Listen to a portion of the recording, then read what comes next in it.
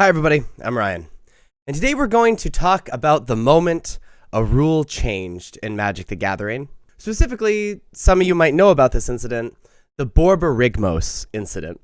So first off, I want to bring you through what happened on camera at an SCG Open, and then talk about the rules changes that happened because of this. Here we go. So this is the semifinals at an SCG Open, a modern Open specifically, and it's Goros Vengeance versus Abzian Company. In the previous game, Bradley Carpenter lost to a card called Borborygmos Enraged. And what Borborygmos Enraged does is it has an activated ability where you can pitch lands and deal damage. And Bradley Carpenter died to that activated ability the previous game. So, let's see what happens. Pithing Needle in play on the same card as the first one. So Bradley's gone ahead and got a basic forest. Looks like he's going to cast this Pithing Needle. We'll get word what it's actually naming, but I'd be willing to guess that it's Borborygmos.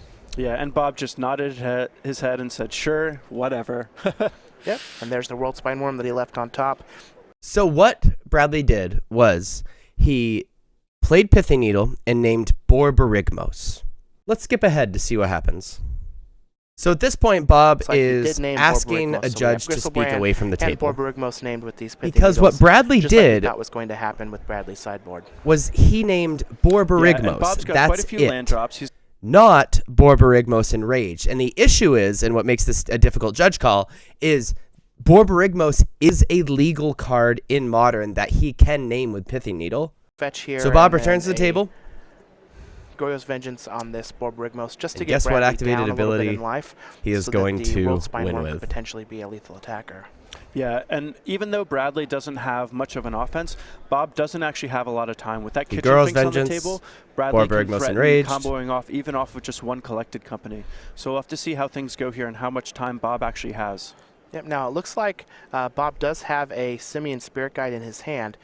So really, if he happens to hit something like Desperate Ritual, he can cast that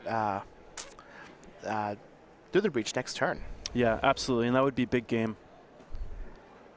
So it looks like Bradley's just going to take the full 7. We're going to get a trigger off of Borborygmos, revealing So he 3. takes damage. He's going to get 2 lands, and that Spirit Guide's going to hit the graveyard.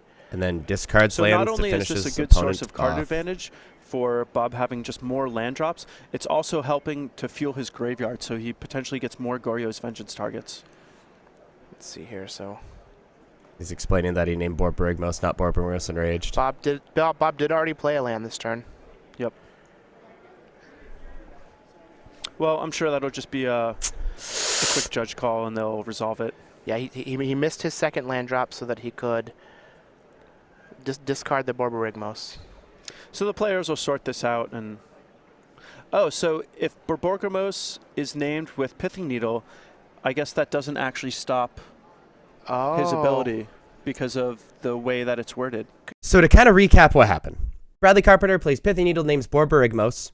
Bob Hong plays Borborygmos Enraged and activates the abilities of Borborygmos Enraged, not Borborygmos. And in the judge call where Bob stepped away from the table and talked to the judge said that Borborygmos is a legal name with Pithing Needle, and you can activate the abilities of Borborygmos Enraged. Now this has been criticized for angle shooting. I'm personally of the opinion that if the rules of the game benefit you, then just use the rules of the game. So I don't think Bob did anything wrong personally. It's important that Bradley knows the rules of the game that are playing. But this sparked some rules changes that are actually, I think, really good rules changes, because misunderstanding each other in a game of Magic makes the game not fun and makes the game difficult to play. So when a card is being named with another card, like Pithing Needle, and any card that would name another card, both players need to understand, and this is a new rule that came out of this incident, if there is any uncertainty of what card is being named, if you're the person naming the card, it is actually now your opponent's responsibility to clarify what card is being named.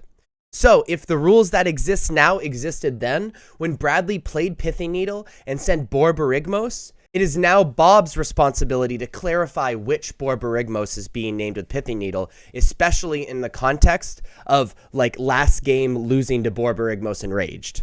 And Bradley being vague with his naming on Pithing Needle is actually on Bob with the new rules. These rules didn't exist then, unfortunately.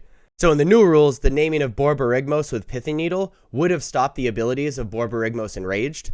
because it was clear to both players what he meant when he said Borborygmos.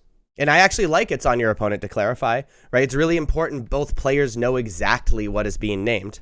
And the rule I'm about to explain existed back then too, but there is a rule where you don't actually need to know the name of the card. You could say the Borborygmos that pitches lands, or that Borborygmos you killed me with last game, or even that card that pitches lands that you killed me with last game. All of those are legal names with Pithing Needle that would stop Borborygmos Enraged, even in this situation. Like, Bradley literally named the one thing and the one wording that, like, made it so he didn't stop Borborygmos Enraged. But it sparked a rules change, and I think for the better. If you like videos like this, please be sure to like and subscribe. Check me out on social medias. Links are above me and in the description. Thank you so much for watching. I'll see you next time. Bye-bye.